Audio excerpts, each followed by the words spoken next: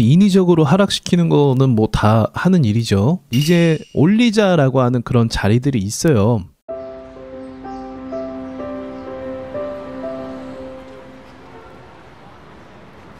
인위적으로 하락시키는 거는 뭐 다 하는 일이죠. 멀쩡한 회사도 막 다 박살내고 뭐 안 좋을 거다 이렇게 하면서, 이게 웃긴 게 뭐냐면 뭐 공매도도 있지만 앞으로 회사가 좋지 않을 것이다 생각해서 매도를 해요.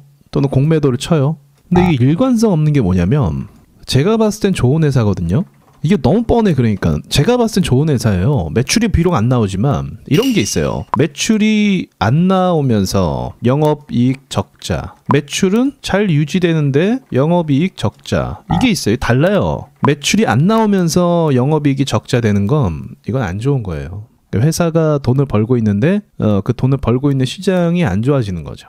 근데 후자는 매출이 잘 유지가 돼요. 잘 나오는 건 유지는 돼요. 근데 영업이익이 적자, 이거는 내부적인 문제가 있는 거예요. 투자를 하거나 직원을 많이 뽑았거나 그런 식으로 해서 유지비용의 문제가 있는 거예요. 근데 유지비용의 문제가 있다는 건 뭐냐면, 그 회사에 대해서 알아보면 되겠지만 이거는 이 회사가 투자하고 있을 가능성이 높아요. 그건 뭐예요? 미래를 위해서 더 나아지는 어떤 준비를 하는 거잖아요. 그 더군다나 이제 공매도 대상 종목들은 뭐예요?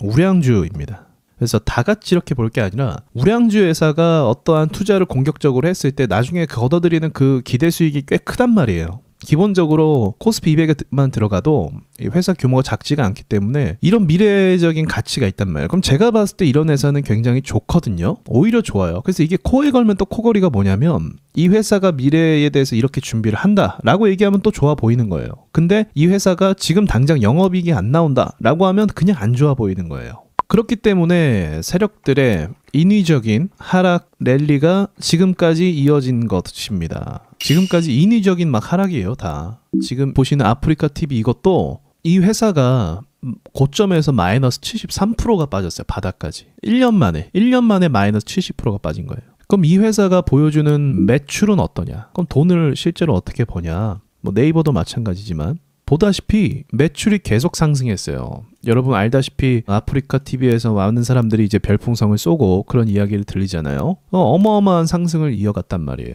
근데 주가는 저렇게 빠졌어요. 이런 거죠. 금리 인상이 압박을 주는 건 맞아.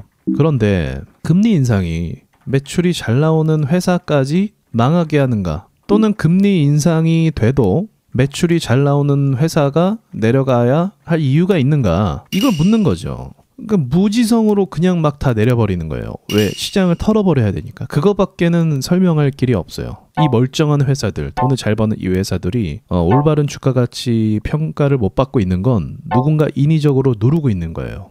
아프리카 TV 쪽이 약간 자본도 많고 그렇기도 하죠. 그래서 뭐 제가 그렇게 뭐 긍정적으로 볼 수는 없겠지만, 그런 걸 떠나서 이제 회사는 어쨌든 이윤 추구잖아요. 그런 부분에 있어서는 이게 내려갈 이유가 있나, 이런 의구심을 품을 수밖에 없는 거죠. 그러니까 이 주식이라는 건 진짜 세력 마음이에요. 하지만 또 본질적으로는 회사가 저렇게 매출을 내주면 결국은 회복을 해줘요. 결론입니다.